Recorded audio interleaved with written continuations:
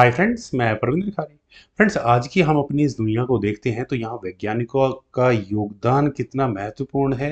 हम बिना उस योगदान के अपने जीवन की कल्पना आज कर भी नहीं सकते। लाइट नहीं होती या फिर इनफैक्ट मैं कहूँगा गैस नहीं होती तो आज हम उसी आदिम जीवन को जी रहे होते। लेकिन फ्रेंड्स, वैज्ञानिकों का योगदान क्या हमेशा इतना सटीक रहा? क्या वैज्ञानिकों ने कभी कोई गलती नहीं की? क्या क्या उन्होंने कभी कोई ऐसी थ्योरी बनाई हो जिसको आगे जाकर यानी कि बहुत लंबे समय के बाद माना गया कि ये थ्योरी गलत है?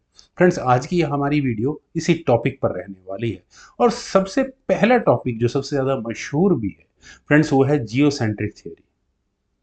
फ्रेंड्स, रोमन अंपायर में एक दार्शनिक और विचारक हुए टॉलमे।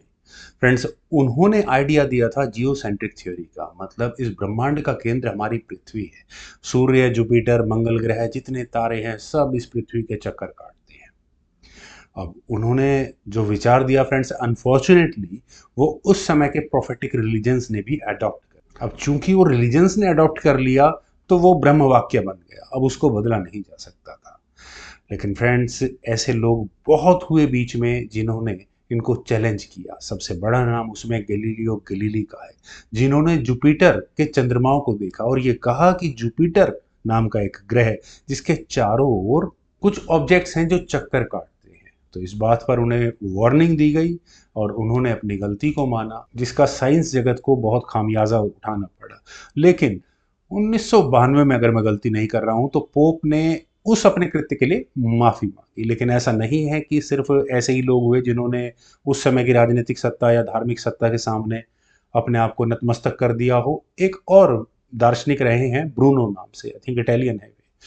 फ्रेंड्स, उनका तो ये कहना था कि जितने भी ये तारे हैं ये हमारे सूर्य की तरह के ही हैं और इनके चारों ओर भी हमारी पृथ्वी की तरह ही दूसरे ग्रह चक्कर काटते होंगे।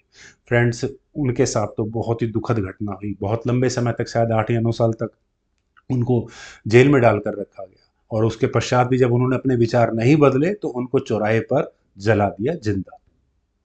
लेकिन फ्रेंड्स, इस सब बातों का विरोध तो काफी पहले से होना शुरू हो गया था। इनफैक्ट 1453 में निकोलस कोपरनिकस ने पहली बार हीलियोसेंट्रिक थियरी को राइटिंग्स में दिया और उसी थियरी को आगे बढ़ाते हुए लोगों ने न्यूटन और फिर बस पूरी सीरीज वैज्ञानिकों की खड़ी हो चुकी है, क्योंकि ज़्यादा एक्यूरेट थियरी हीलियोसेंट्रिक है, जिसमें सूर्य हमारे सोलर सिस्टम का केंद्र माना गया, जिसके चारों ओर सारे तारे ग्रह चक्कर काट रहे हैं। फ्रेंड्स, ठीक इसी तरह से एक और खोज है जो आगे जाकर गलत साबित हुई। सन 1667 में जर्मन वैज्ञानिक जॉन बेशर ने एक आइडिया दिया, क्योंकि आग हमेशा से एक क्यूरियोसिटी का विषय रही है कि आग आखिर होती क्या है एक्चुअल में। तो बेशर ने कहा कि आग के अंदर, आग को पैदा करने के लिए फोगिस्टन नाम के एक सब्सटेंस की जरूरत पड़ती है। अगर वो नहीं होगा तो आग नहीं लगेगी और फोगिस्टन ही रिस्पॉन्सिबल है आग के पैदा होने के लिए। लेकिन लगभग एक सदी के बाद सन 1774 में जोसेफ प्रिस्ली ने बताया कि आग के लिए ऑक्सीजन रिस्पॉन्सिबल होती है, वही ऑक्सीजन जो हमारी सांस हमें जिंदा रखने में मदद करती है। फ्रेंड्स, ये खोज लगभग 100 साल तक सच मानी जाती रही। और जब हम एंशियंट विचारकों की यानी प्राचीन विचारकों की बात कर रहे हैं तो एरिस्टोटल यानी अरस्तु को कौन भूल सकता है। फ्रेंड्स, अरस्तु जैसे महान दार्शनिक भी गलती कर सकते हैं। उन्होंने एक कंसेप्ट दिया स्पॉन्टेनियस जनरेशन का। उनका विचार था कि स्पॉन्टेनियस जनरेशन मतलब मच्छर मक्खी ये अपने आप स्वतः ही हवा में पैदा हो जाते हैं। ये बच्चे पैदा नहीं करते, ये खुद ही पैदा होते हैं और खुद ही मर जाते हैं। शायद उस समय का जो भी दर्शन रहा हो उनके अनुसार ठीक रहा होगा, लेकिन दुर्भाग्यवश ये विचार तकरीबन तकरीबन 2000 साल तक कंटिन्यूअसली अनचैलेंज्ड चलता रहा। लेकिन 19वीं सदी में सन 1862 में फ्रेंच केमिस्ट लुइस पास्चर ने इस विचार को पूरी तरह से अनसाइंटिफिक कहा कि नहीं, वहाँ जनरेशन मतलब मच्छर मक्खी जीव छोटे जीवाणु ये भी बच्चे पैदा करते हैं और वहाँ भी generation by generation insects evolve होते रहते हैं।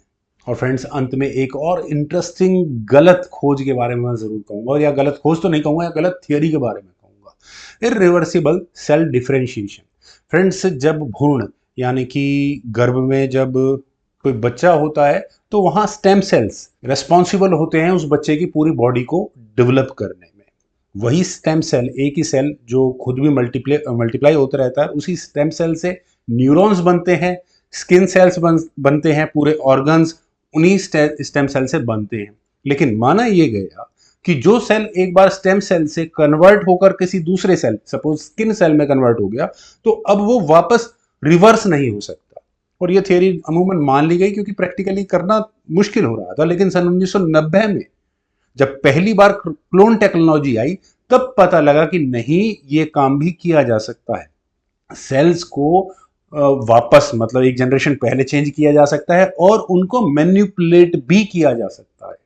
फ्रेंड्स, इस तरह की और बहुत गलतियां हुई हैं साइंटिस्ट से, और अगर आप उन जानकारियों को लेना चाहते हैं तो यूट्यूब चैनल को अगर अभी तक आपने सब्सक्राइब नहीं किया है तो सब्सक्राइब जरूर करें। और कमेंट सेक्शन एज यूजल मुझे बेहद इंतजार रहेगा। Thank you for watching and bye for now.